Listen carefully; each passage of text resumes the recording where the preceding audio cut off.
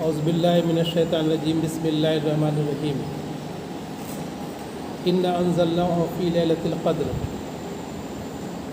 وما ادراک ما لیلۃ القدر لیلۃ القدر خیر من الف شہر تنزل الملائکۃ والروح فیہا بإذن ربہم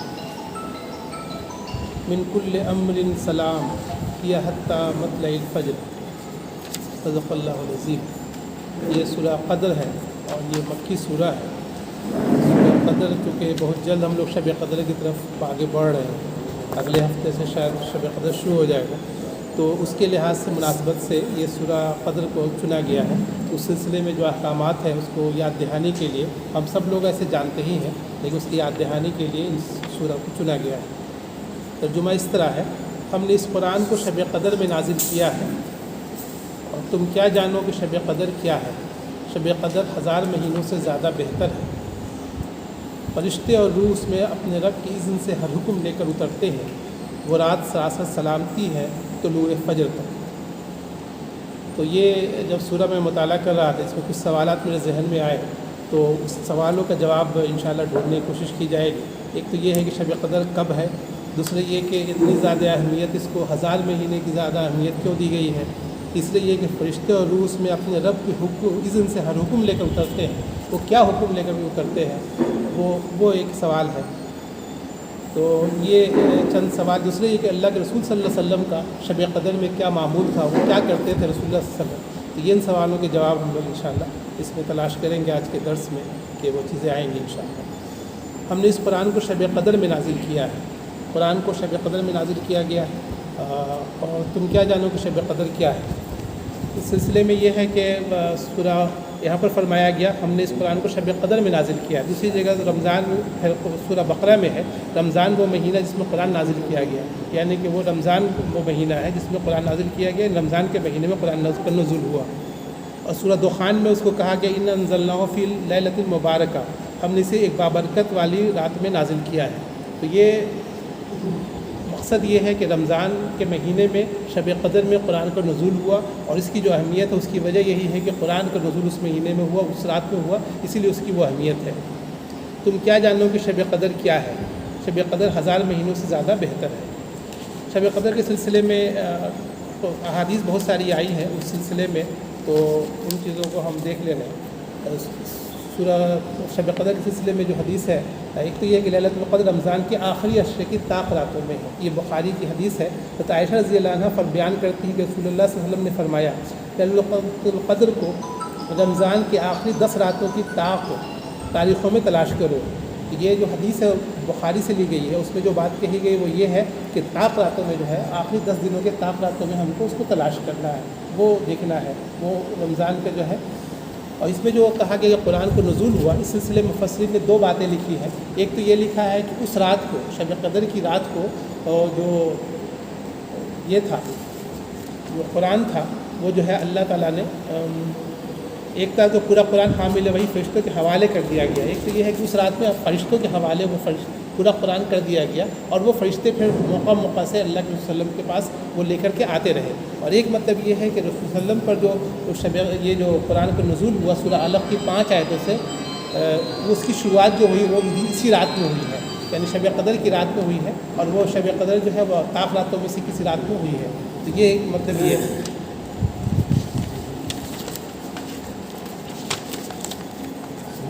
دوسرا یہ ہے کہ شب قدر کے سلسلے میں لیلۃ القدر کی سعادت سے محروم رہنے والا بہت ہی بد نصیب ہے۔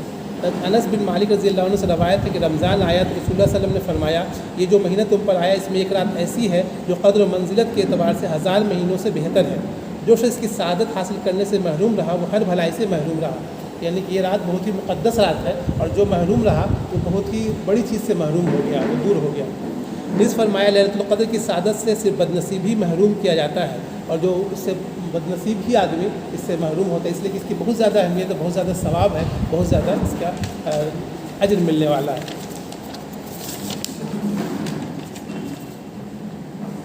رسول اللہ صلی اللہ علیہ وسلم کا معمول رمضان کے مہینے میں کیا تھا، اس سلسلے میں ہم کو ایک حدیث ملتی ہے کہ وسلم کا معمول رمضان کے مہینے میں کیا تھا۔ رمضان المبارک میں رسول اللہ صلی اللہ علیہ وسلم کثرت سے تلاوت قرآن، انفاق فی سبیل اللہ فرمایا کرتے تھے۔ تو عبداللہ ابن عباس رضی اللہ عنہ فرماتے ہیں کہ رسول اللہ صلی اللہ علیہ وسلم لوگوں کے ساتھ بھلائی کرنے میں بہت سخی تھے، لیکن رمضان میں جب جبرائیل علیہ السلام آپ سے ملتے تو آپ اور بھی زیادہ سخی ہو جاتے، یعنی کہ اللہ کے رسول صلی اللہ علیہ وسلم بہت زیادہ سخی ہو جاتے تھے، بہت زیادہ خیرات کرتے تھے، بہت زیادہ صدقہ کیا کرتے تھے۔ اس سے ہم کو یہ سبق ملتا ہے کہ ہم لوگوں کو بھی اس رمضان کے مہینے بہت زیادہ سخاوت کرنا چاہیے، بہت زیادہ صدقہ کرنا چاہیے۔ رمضان میں حضرت جبرائیل علیہ السلام ہر رات آپ سے ملا کرتے اور نبی اکرم صلی اللہ علیہ وسلم رمضان گزرنے تک انہیں قرآن مجید سناتے۔ تو یہ ہے کہ رسول اللہ ان کو قرآن سناتے تھے، جو کچھ قرآن اتر گیا اس کو ریویژن کرنے کے لیے، ریوائز کرنے کے لیے، اس کو پرفیکٹ دیکھنے کے لیے اس کو سنا کرتے تھے رسول اللہ صلی اللہ علیہ وسلم۔ تو یہ ہے کہ ہمارے لیے بھی یہ ہے کہ رمضان کے دنوں میں، رمضان کی راتوں میں قرآن کو سننا ہے، جیسے کہ تراویح کا جو سسٹم کیا گیا ہے۔ جبرائیل صاحب آپ سے ملتے تو آپ کی سخاوت تیز ہواؤں سے بھی زیادہ بڑھ جاتی، اسے بخاری اور مسلم روایت کیا ہے۔ اس کے علاوہ یہ ہے کہ رسول اللہ صلی اللہ علیہ وسلم کا معمول شب قدر میں کیا تھا، تو شب قدر کی تلاش میں اللہ کے وسلم اعتکاف پہ رہتے تھے، رمضان کے آخری عشرے میں اعتکاف کا کرتے تھے، اور وہ جو اس کے ذریعے سے وہ شب قدر کو تلاش کرتے تھے۔ لذت قدر کی تلاش میں رسول اللہ علیہ وسلم کا پورے رمضان اعتکاف میں گزارنے کا واقعہ۔ حضرت ابو سعید خدری رضی اللہ عنہ فرماتے ہیں کہ ایک مرتبہ رسول اللہ نے رمضان کے پہلے 10 دن اعتکاف کیا، پھر ایک مرتبہ آپ نے ترکی طرز کے خیمے کے اندر رمضان کے درمیانی 10 دن اعتکاف کیا۔ اعتکاف ختم ہونے پر آپ نے اپنا سر مبارک خیمے سے باہر نکالا، فرمایا میں نے اس رات کی تلاش میں پہلے 10 دن کا اعتکاف کیا، پھر میں نے بیچ کے 10 دن کا اعتکاف کیا، جب میرے پاس آنے والا آیا اس نے مجھ سے کہا کہ لیلۃ القدر رمضان کے آخری 10 راتوں میں ہے، بس جو لوگ میرے ساتھ اعتکاف میں بیٹھے تھے انہیں چاہیے کہ وہ آخری 10 دن بھی اعتکاف کریں۔ مجھے یہ رات دکھائی گئی تھی مگر پھر بھلا دی گئی۔ تو اللہ کے رسول صلی اللہ علیہ وسلم اس کے شب قدر کی تلاش میں 10 دن کا اعتکاف کیا شروع کے، پھر بیچ کے، اور پھر آخر میں، اور آخر میں انہوں نے ڈیسائیڈ کیا کہ یہ آخری 10 دنوں میں ہی شب قدر ہے۔ چنانچہ اللہ کے وسلم کا یہ اہتمام تھا کہ وہ شب قدر کی تلاش میں اعتکاف کیا کرتے تھے۔ یہ بھی ہم کو اس سے ملتا ہے کہ ہم کو بھی اعتکاف کرنا چاہیے۔ قرآن میں روزوں کا جہاں پر ذکر آیا وہاں پر یہ بھی آیا ہے کہ اعتکاف کے دنوں پہ بیویوں سے الگ رہو۔ تو یہ ہے کہ اللہ کے نظر میں اعتکاف کی بہت زیادہ اہمیت ہے، اور اسی لیے اس کا اہتمام ہم لوگوں کو کرنا چاہیے۔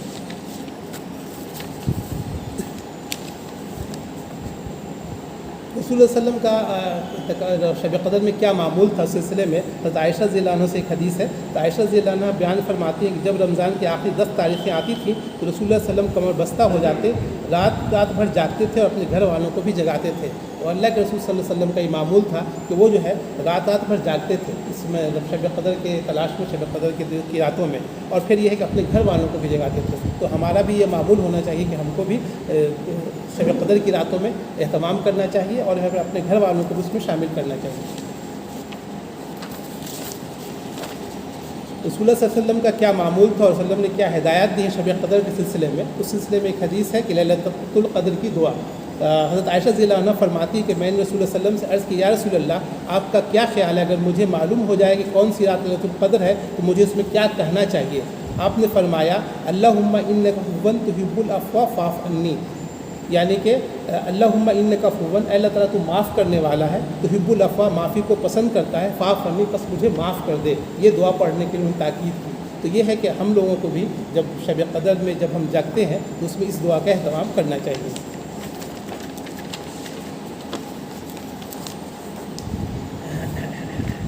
قرآن کی آیتوں کے ساتھ ہم لوگ آگے بڑھتے ہیں۔ ہم نے اس قرآن کو شب قدر میں نازل کیا ہے، یعنی کہ شب قدر کی راتوں میں، یعنی کہ رمضان کی آخری 10 طاق راتوں میں۔ اور تم کیا جانو کہ شب قدر کیا ہے؟ شب قدر 1000 مہینوں سے زیادہ بہتر ہے۔ اب شب قدر کو 1000 مہینوں سے زیادہ بہتر کیوں کہا گیا؟ تو 1000 مہینوں زیادہ بہتر کے سلسلے میں جو تشریح آئی ہے وہ یہ ہے کہ چونکہ اس رات میں بہت بڑا کام ہوا ہے، ایسا کام جو 1000 مہینوں میں نہیں ہوا وہ کام کو ہوا ہے، اس لیے اس کو 1000 مہینے سے بہتر کہا گیا۔ ایک تو میننگ یہ لیا گیا ہے، مفسر نے لیا ہے۔ دوسرا مطلب یہ لیا ہے کہ 1000 مہینوں زیادہ بہتر ہے، اس کا مطلب یہ ہے کہ اس رات میں جو آدمی عبادت کرے گا اس کا ثواب 1000 مہینوں سے زیادہ ہوگا، جس کی جوڑ کر کے 83 سال 4 مہینہ آتا ہے، تو وہ مطلب اتنا ثواب ملے گا۔ اگر ایک رات کا ثواب آدمی عبادت کرتا ہے تو اس کا اجر جو ہے اتنا زیادہ ملے گا۔ فرشتے اور روح اس میں اپنے رب کے اذن سے ہر حکم لے کر اترتے ہیں۔ تو یہ ہے کہ فرشتے اور روح جو ہے اللہ کا حکم لے کر کے اس اللہ کے اذن سے، رب کے اذن سے ہر حکم لے کر کے اترتے ہیں۔ فرشتوں کا ذکر کیا گیا اور پھر روح کا ذکر کیا گیا۔ روح سے مراد جبرائیل علیہ السلام ہے، ان کا الگ سے ذکر اس لیے کیا گیا کیونکہ وہ جو ہے ان کی اہمیت کے بنا پر اس کا الگ سے ذکر کیا گیا۔ اب یہ سوال ہے کہ وہ کیا حکم لے کر کے اترتے ہیں۔ اس سلسلے میں جو بات آئی ہے وہ یہ ہے کہ اللہ تعالیٰ نے قلم کو پیدا کیا، پھر کہا لکھو، اس نے کہا کیا لکھیں، پھر کہا انسانوں کی تقدیر لکھو، چنانچہ اس نے سب کچھ لکھ دیا۔ اس کتاب کے فیصلے کو فرشتوں کو اسی رات ہینڈ اوور کیا جاتا ہے۔ یعنی یہ ہے کہ اللہ تعالیٰ نے ساری تقدیر لکھ دی، لکھوا دی، قلم سے لکھوا دیا، پورے جو کچھ ورلڈ میں ہونے والا ہے قیامت تک، اس کو لکھنے کے بعد فرشتوں کو ہینڈ اوور کیا جاتا ہے 1 سال کا، کہ یہ سال میں یہ کام آپ کو کرنا ہے، اس کے لیے ہینڈ اوور کیا جاتا ہے، ورک الوکیٹ کیا جاتا ہے کہ یہ کام آپ کو کرنا ہے، اس سال میں اس کی موت ہونی ہے، اس کا روح قبض کرنا ہے، اس آدمی کی پیدائش ہونی ہے، اور اس کے ساتھ یہ معاملہ کرنا ہے، اس کے ساتھ یہ مصیبت آنی ہے، اس کے ساتھ یہ خوشی آنی ہے، وہ سب اس کو ہینڈ اوور کیا جاتا ہے اس رات میں۔ تو اسی کا ذکر کیا جا رہا ہے کہ فرشتے اور روح اس میں اپنے رب کے اذن سے ہر حکم لے کر کے اترتے ہیں، یعنی وہ آرڈرز لے کر کے اترتے ہیں۔ تو اس میں یہ ہے کہ اب جب یہ آرڈرز ایشو ہو رہے ہیں تو وہ اچھا یہ ہے کہ آدمی اس دن عبادت میں رہے، ہو سکتا ہے اللہ تعالیٰ کی اور دعا ہم کرتے رہیں، ہو سکتا ہے اللہ تعالیٰ کی خاص رحمت ہمارے ساتھ شامل ہو جائے اور ہمارے ساتھ اچھا معاملہ ہو، اس لیے اس رات میں عبادت کا حکم ہے۔ فرشتے اور روح میں اپنے رب کے اذن سے ہر حکم لے کر کے اترتے ہیں۔ وہ رات سراسر سلامتی ہے طلوع فجر تک، اور یہ جو رات ہے یہ سلامتی ہے اور اچھا ہے، یہ بہت اچھا ہے، اور یہ جو ہے فجر تک یہ ہے، طلوع فجر سے پہلے تک یہ ہے۔ اب یہ سوال ہے کہ اس میں ہم لوگوں کو کیا چیز کرنی چاہیے۔ تو اس سلسلے میں یہ ہے کہ شب قدر میں ہم لوگوں کو جو 10 راتیں ہم لوگ گزارتے ہیں، اس میں اللہ تعالیٰ سے تعلق مضبوط کرنے کی کوشش کرنی چاہیے، اللہ سے تعلق ہمارا مضبوط ہونا چاہیے، اور جو رمضان کا مقصد بتایا گیا ہے کہ وہ تقویٰ ہم پیدا ہو، اللہ کا ڈر اور اللہ کا خوف پیدا ہو، تو اس کے لیے ضروری ہے کہ اللہ تعالیٰ سے ہمارا رشتہ مضبوط ہو۔ اللہ سے رشتہ مضبوط کرنے کے لیے ایک تو یہ ہے کہ اللہ کا شکر ہم ادا کرنے والے بنے، اللہ تعالیٰ نے ہمارے ساتھ جو کچھ اچھے معاملات کیے اس کے لیے ہم اللہ کا شکر ادا کریں، جو کچھ ہوا ہمارے ساتھ، ہم کو اگر اچھا گھر ملا ہے، اچھی بیوی ملی ہے، اچھے رشتہ دار ملے، اچھا کھانا پینا ملا، ان سب کے لیے ہم کو اللہ کا شکر ادا کرنا ہے۔ دوسرا یہ ہے کہ ہم کو استغفار کرنا چاہیے، اپنے گناہوں سے معافی مانگنی چاہیے۔ اللہ کے وسلم دن بھر میں 70 بار اور کئی بار آتا ہے کہ 100 بار استغفار کیا کرتے تھے، تو ہم کو استغفار بھی کرنا چاہیے۔